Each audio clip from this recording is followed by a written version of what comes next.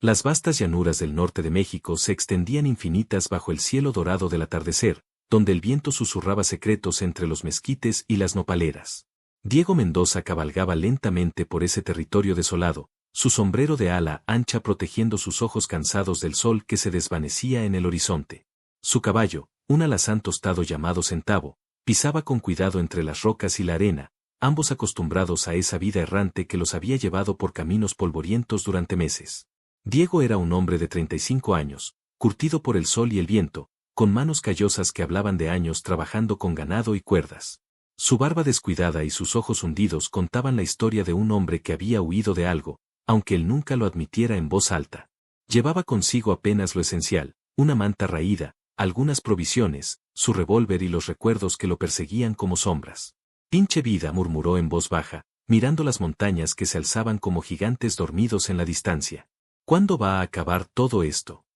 Había abandonado su rancho en Sonora después de que las deudas lo aplastaran como una avalancha. Su esposa, María Elena, había muerto de fiebre el año anterior, y sin ella, todo había perdido sentido. Los acreedores habían llegado como buitres, y él había preferido huir antes que enfrentar la vergüenza de perder la tierra que había pertenecido a su familia por generaciones. Ahora vivía como un fantasma, trabajando temporalmente en ranchos ajenos, durmiendo bajo las estrellas y evitando las preguntas curiosas de la gente. Su único compañero era Centavo, y a veces se preguntaba si el caballo no era más listo que él, porque al menos el animal no cargaba con el peso de los remordimientos. El sol se ocultó completamente, dejando paso a una noche estrellada pero fría. Diego sabía que tenía que encontrar refugio pronto. Las noches en el desierto podían ser brutales, especialmente en esa época del año cuando el viento bajaba helado de las montañas. Espoleó suavemente a Centavo, buscando algún lugar protegido donde pudiera pasar la noche. A medida que cabalgaba, los sonidos de la noche comenzaron a envolverlo, el aullido lejano de un coyote, el crujir de las ramas secas bajo el viento, el suave tintineo de las espuelas contra los estribos. Era una sinfonía familiar que lo tranquilizaba, recordándole que aún estaba vivo, que aún podía sentir algo más que el vacío que lo consumía por dentro. «Vamos, Centavo», le dijo al caballo, dándole palmaditas en el cuello. «Busquemos un lugar donde descansar. Mañana seguiremos hacia el norte». Su plan era llegar hasta Texas, donde había oído que necesitaban vaqueros experimentados en los ranchos ganaderos. Tal vez allá podría empezar de nuevo, construir algo con sus propias manos, alejarse de los fantasmas que lo perseguían. Pero por ahora, solo quería sobrevivir una noche más.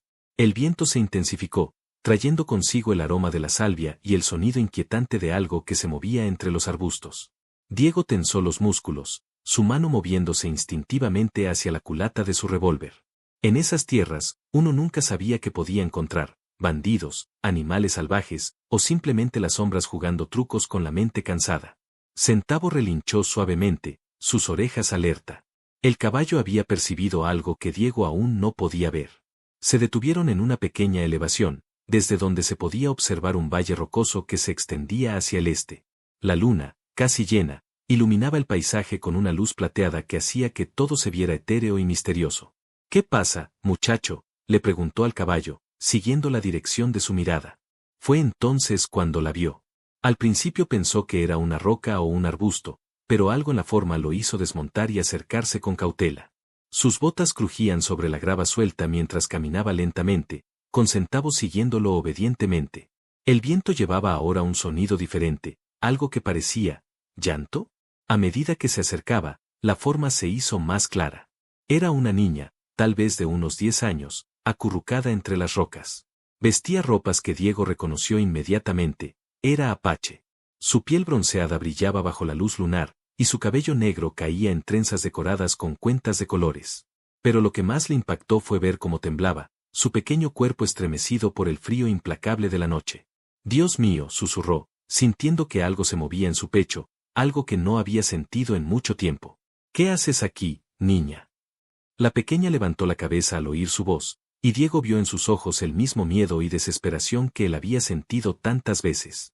Pero también vio algo más, una dignidad innata, una fuerza que le recordó a su propia hija, que había muerto de bebé años atrás. Sin pensarlo 2 veces, Diego se quitó la manta que llevaba sobre los hombros. Era su única protección contra el frío, pero viendo a la niña temblar de esa manera, no pudo hacer otra cosa. Con movimientos lentos y cuidadosos, para no asustarla más, se acercó y la cubrió con la manta. Ahí está, pequeña, le dijo en voz baja, sin importarle que probablemente no entendiera español. Esto te va a ayudar. La niña lo miró con ojos enormes, llenos de una gratitud que no necesitaba palabras para expresarse. Diego sintió un nudo en la garganta, recordando súbitamente para qué servía ser humano. La niña apache se había quedado dormida envuelta en la manta de Diego, su respiración ahora tranquila y regular. Él se había sentado a unos metros de distancia, dándole espacio pero manteniéndose lo suficientemente cerca para protegerla. Sin su manta, el frío nocturno le calaba hasta los huesos, pero cada vez que veía el pequeño bulto durmiendo pacíficamente, sabía que había hecho lo correcto. Centavo pastaba nerviosamente cerca de ellos, sus orejas constantemente en movimiento, alerta a cualquier sonido sospechoso. Diego conocía bien a su caballo, y su inquietud le decía que no estaban solos en esas llanuras. Pero por ahora, todo estaba en calma. ¿Cómo diablos llegaste hasta aquí, niña?, murmuró Diego, observando el rostro sereno de la pequeña. ¿Dónde está tu familia? Las preguntas se agolpaban en su mente mientras intentaba entender la situación. Los apaches conocían bien ese territorio, pero era extraño encontrar a una niña sola, especialmente tan lejos de donde usualmente se establecían las tribus. Diego había oído historias sobre conflictos entre diferentes grupos, raids y disputas territoriales, pero nunca había estado tan cerca de la realidad de esos pueblos. El viento nocturno traía consigo el aroma de la artemisa y el sonido distante de un búho. Diego se abrazó las piernas, tratando de conservar el calor corporal. Sus dientes comenzaron a castañetear, pero se las arregló para mantenerse despierto. No podía permitirse dormir, no cuando tenía a una niña bajo su protección. María Elena susurró hacia las estrellas, invocando el nombre de su esposa fallecida. ¿Qué me dirías si estuvieras aquí? ¿Qué debería hacer? Podía imaginar su voz dulce diciéndole que hiciera lo que su corazón le dictara, que la compasión era el regalo más grande que los seres humanos podían darse entre sí. María Elena siempre había sido así, viendo lo mejor en las personas, creyendo que hasta el corazón más endurecido podía ablandarse con un poco de bondad. Las horas pasaron lentamente. Diego alternaba entre pequeñas cabezadas y momentos de vigilia alerta. En uno de esos momentos, alrededor de las 3 de la mañana, escuchó voces lejanas. Se puso de pie inmediatamente, su mano moviéndose hacia su revólver, pero se detuvo al darse cuenta de que los sonidos venían de varias direcciones. Están buscándola, murmuró, comprendiendo la situación. Su gente viene por ella. La niña se removió en su sueño, como si hubiera percibido el cambio en el ambiente. Diego se acercó lentamente, poniéndose en cuclillas junto a ella. Sus ojos se abrieron gradualmente, y al verlo, no mostró miedo. En cambio, le dirigió una pequeña sonrisa que le partió el corazón. Tu familia viene por ti, le dijo suavemente, señalando hacia las voces que se acercaban. ¿Entiendes? Tu gente, tu familia. La niña asintió, demostrando que comprendía más de lo que él había pensado. Se incorporó lentamente, manteniéndose cubierta con la manta, y señaló hacia el este. Luego, con una voz clara y dulce, dijo algo en apache que Diego no pudo entender, pero el tono era de agradecimiento. De nada, pequeña, respondió Diego, aunque sabía que ella no entendería las palabras exactas. Cualquiera hubiera hecho lo mismo. Pero mientras las palabras salían de su boca, se dio cuenta de que no eran ciertas. No cualquiera habría hecho lo mismo. Él mismo, hace apenas unas horas, había estado tan sumido en su propia miseria que probablemente habría pasado de largo. Algo había cambiado en él durante esa noche, algo que no había sentido desde la muerte de María Elena. Las voces se acercaban más, ahora claramente audibles. Diego pudo distinguir al menos 3 hombres, tal vez más, llamando en apache. La niña se puso de pie, todavía envuelta en la manta, y gritó algo en respuesta. Su voz resonó en la noche, y las voces de búsqueda se dirigieron inmediatamente hacia ellos. Bueno, Centavo, le dijo a su caballo, espero que seamos bienvenidos. Diego no tenía miedo, exactamente, pero sabía que la situación era delicada. Los apaches tenían reputación de ser guerreros feroces, especialmente cuando se trataba de proteger a sus familias. Pero también había oído historias sobre su código de honor, su respeto por los actos de valor y compasión. Los primeros en aparecer fueron 2 hombres jóvenes, probablemente hermanos por el parecido que tenían. Llevaban arcos y flechas, y sus ojos examinaron la escena rápidamente. Al ver a la niña sana y salva, sus rostros se relajaron visiblemente. Uno de ellos gritó algo hacia atrás, evidentemente informando a otros que la habían encontrado. La niña corrió hacia ellos, hablando rápidamente en apache, señalando hacia Diego. Los dos hombres lo miraron con expresiones que Diego no pudo interpretar completamente, pero no parecían hostiles. Uno de ellos se acercó lentamente, sus manos visibles y sin armas. Gracias, dijo en un español entrecortado, inclinando ligeramente la cabeza. Mi hija, gracias. Diego sintió un nudo en la garganta al darse cuenta de que el hombre frente a él era el padre de la niña. Pudo ver el alivio en sus ojos, mezclado con algo que parecía respeto. No fue nada, respondió Diego, inclinando también la cabeza. Cualquier padre hubiera hecho lo mismo. Más figuras emergieron de la oscuridad, hombres y mujeres de todas las edades, todos claramente aliviados de haber encontrado a la niña. Diego se sintió rodeado, pero no amenazado. Había algo en la manera en que lo miraban, algo que no había experimentado en mucho tiempo. La niña se acercó a él y, con cuidado, comenzó a quitarse la manta. Diego levantó una mano para detenerla. No, pequeña, le dijo. Quédatela. Yo tengo a Centavo para mantenerme caliente. Pero ella insistió, doblando cuidadosamente la manta y extendiéndosela. Cuando Diego la tomó, notó que estaba tibia por el calor de su cuerpo, y por alguna razón, eso lo conmovió profundamente. Mientras el grupo se preparaba para partir, Diego sintió una mano en su hombro. Era un hombre mayor, claramente una figura de autoridad en la tribu. Sus ojos sabios examinaron a Diego por un momento antes de hablar. Mañana, dijo en un español cuidadoso, ven con nosotros. Tienes honor. Diego asintió, sin saber completamente a qué se estaba comprometiendo, pero sintiendo que era lo correcto. Mientras los apaches desaparecían en la oscuridad con la niña segura entre ellos, él se envolvió en su manta y finalmente se permitió dormir. Por primera vez en meses, sus sueños estuvieron libres de pesadillas. Los primeros rayos del sol despertaron a Diego con una calidez que no había sentido en mucho tiempo. No era solo el calor del amanecer en el desierto, sino algo más profundo, algo que parecía venir de dentro de su pecho. Se incorporó lentamente, sintiendo los efectos de haber dormido en el suelo rocoso, pero con una sensación de paz que no recordaba haber experimentado desde la muerte de María Elena. Centavo pastaba tranquilamente cerca de él, y Diego pudo ver que alguien había dejado un pequeño manojo de hierba fresca junto al caballo. Era una cortesía apache, un gesto de respeto hacia su montura. Sonrió ligeramente, recordando las palabras del hombre mayor la noche anterior. Vamos, muchacho, le dijo a Centavo mientras se ponía de pie y se sacudía el polvo de la ropa. Parece que tenemos una invitación. Se tomó su tiempo para asearse como pudo con el agua de su cantimplora, peinó su cabello despeinado y se acomodó la camisa. Algo le decía que este encuentro era importante, más importante de lo que había imaginado inicialmente. Había algo en la manera en que los apaches lo habían mirado la noche anterior, algo que iba más allá del simple agradecimiento. Mientras ensillaba a Centavo, Diego reflexionó sobre los eventos de la noche. Había actuado por puro instinto, sin pensar en las consecuencias o en lo que podría significar. Pero ahora, a la luz del día, se preguntaba si no había sido guiado por algo más grande que él mismo. María Elena siempre había creído que las personas llegaban a nuestras vidas por una razón, que no existían los encuentros casuales. El sol subió lentamente, pintando el cielo de tonos naranjas y rosados que se reflejaban en las rocas y la arena. Diego cabalgó en la dirección que había visto tomar al grupo apache, siguiendo huellas apenas visibles en el terreno pedregoso. Su experiencia como vaquero le servía ahora para leer las señales en el suelo, las ramas dobladas, los pequeños rastros que indicaban el paso de un grupo. Después de cabalgar durante una hora, Diego comenzó a percibir humo en el aire. No era el humo acre de un incendio, sino el aroma dulce y familiar de leña quemándose mezclado con algo que parecía comida. Su estómago rugió, recordándole que no había comido nada sustancioso en casi 2 días. Allá vamos, Centavo murmuró, dirigiendo al caballo hacia una formación rocosa que se alzaba como una fortaleza natural en el paisaje.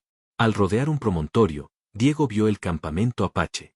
Era más grande de lo que había esperado, con al menos 20 tiendas dispuestas en un semicírculo protegido por las rocas. Había niños jugando, mujeres preparando comida, hombres trabajando en armas y herramientas. Era una escena de vida familiar que le recordó los buenos tiempos en su propio rancho. Su llegada no pasó desapercibida. Los niños fueron los primeros en verlo, corriendo hacia los adultos para alertarlos sobre la presencia del visitante. Pero no había pánico o alarma en sus movimientos, parecía más bien una anticipación, como si hubieran estado esperándolo. La niña de la noche anterior fue la primera en acercarse. Ahora, a la luz del día, Diego pudo ver que era incluso más hermosa de lo que había pensado. Sus ojos brillaban con inteligencia y vida, y su sonrisa era radiante. Llevaba un vestido tradicional apache decorado con cuentas de colores, y su cabello estaba trenzado con pequeñas plumas. «Hombre bueno», gritó en español, corriendo hacia él con los brazos abiertos. Diego desmontó rápidamente, justo a tiempo para recibir el abrazo entusiasta de la niña. Sintió que los ojos se le llenaban de lágrimas, recordando cómo había abrazado a su propia hija perdida. Por un momento, permitió que la emoción lo embargara, abrazando a la pequeña con la ternura de un padre. «Hola, pequeña», le dijo suavemente. «¿Cómo estás hoy?» «Bien, bien», respondió ella, mezclando palabras en apache y español. «Padre, padre quiere verte». El hombre que había hablado con él la noche anterior se acercó, acompañado por varios otros miembros de la tribu. Diego pudo ver que algunos de los hombres más jóvenes llevaban armas, pero las mantenían relajadas, sin amenaza aparente. El ambiente era de curiosidad y respeto, no de hostilidad. «Soy Kuruk», dijo el hombre mayor, extendiendo su mano en el saludo del hombre blanco. «Jefe de esta gente. Tú, salvaste a mi nieta». Diego tomó la mano ofrecida, sintiendo la fuerza y el carácter del hombre en su apretón. «Soy Diego Mendoza», respondió. «Y no salvé a nadie. Solo hice lo que cualquier persona decente habría hecho». Kuruk sonrió, y Diego notó que sus ojos brillaban con sabiduría y algo que parecía diversión. «No cualquier persona», dijo. «Muchos hombres blancos pasan de largo. Tú paraste. Diste tu manta. Esto dice mucho sobre tu corazón». La niña, que aparentemente se llamaba Idiana según las palabras que Diego escuchó, tomó su mano y comenzó a arrastrarlo hacia el centro del campamento. Otros niños se unieron, todos parloteando excitadamente en apache y señalando hacia él. Diego se sintió abrumado por la atención, pero también conmovido por la calidez de la bienvenida. «Idiana no habla mucho», explicó Kuruk mientras caminaban. «Muy tímida con extraños. Pero contigo, diferente. Dice que tienes espíritu bueno». «Es una niña especial», respondió Diego, observando cómo Idiana interactuaba con los otros niños. «Tiene una fuerza interior que se ve en sus ojos». «Sí», asintió Kuruk. «Como su abuela. Murió el año pasado. Idiana, muy triste después. Pero hoy, sonríe otra vez». Diego sintió un nudo en la garganta. Había algo en la manera en que Kuruk hablaba que le decía que había más en esta historia de lo que aparentaba. Miró alrededor del campamento, notando cómo los otros miembros de la tribu lo observaban con expresiones que mezclaban curiosidad y respeto. «¿Por qué estaba sola anoche?», preguntó finalmente. «¿Cómo se separó del grupo?». Kuruk suspiró, su expresión volviéndose seria. «Idiana, muy aventurera. Como abuela. Siguió a los caballos que se escaparon.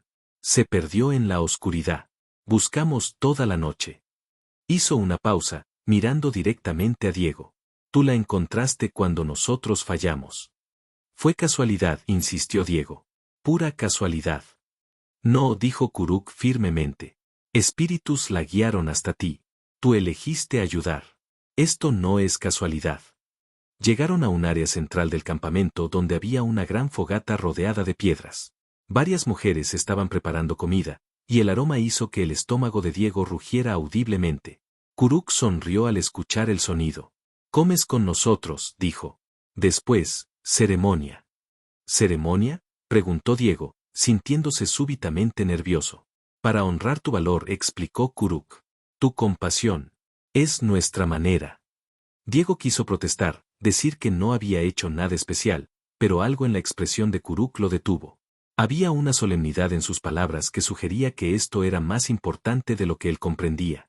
Mientras se sentaba en el círculo alrededor de la fogata, con Idiana a su lado señalando excitadamente hacia diferentes miembros de la tribu y tratando de enseñarles sus nombres en apache, Diego sintió que algo fundamental estaba cambiando en su vida. Por primera vez desde la muerte de María Elena, se sentía parte de algo más grande que su propio dolor. El sol del mediodía brillaba intensamente sobre el campamento apache cuando comenzó la ceremonia. Diego había compartido una comida abundante con la tribu, probando guisos de carne de venado, frijoles silvestres y tortillas de maíz que las mujeres habían preparado con manos expertas. Cada bocado había sido acompañado por sonrisas y gestos de aprobación, y Diego se había sentido más bienvenido de lo que había estado en mucho tiempo. Ahora, mientras los miembros de la tribu se reunían en un círculo más amplio alrededor de la fogata central, Diego comenzó a comprender que lo que estaba a punto de suceder tenía un significado profundo. Kuruk había desaparecido en una de las tiendas más grandes, y Diego podía escuchar voces hablando en apache con tonos solemnes y reverentes. Aidiana se había pegado a él durante toda la comida, traduciendo ocasionalmente palabras sueltas y presentándolo a diferentes miembros de la tribu. Su madre, una mujer hermosa llamada Nascha, había llorado cuando Aidiana le contó lo que había pasado la noche anterior. Había tomado las manos de Diego entre las suyas y le había dicho algo en apache que sonaba como una bendición. Ella dice que los espíritus te enviaron, tradujo un hombre joven que hablaba español con fluidez. Que su hija estaba destinada a encontrarte. Diego había negado con la cabeza, insistiendo en que solo había hecho lo que cualquier persona decente habría hecho, pero comenzaba a darse cuenta de que sus protestas no eran escuchadas. Para estas personas, lo que había hecho tenía un significado que iba más allá de un simple acto de bondad. El sonido de un tambor comenzó a resonar desde el interior de la tienda de Kuruk. Era un ritmo lento y profundo que parecía sincronizarse con el latido del corazón de Diego. Otros se unieron con flautas de hueso y sonajas, creando una melodía que era tanto extraña como familiar, como si despertara algo ancestral en su alma.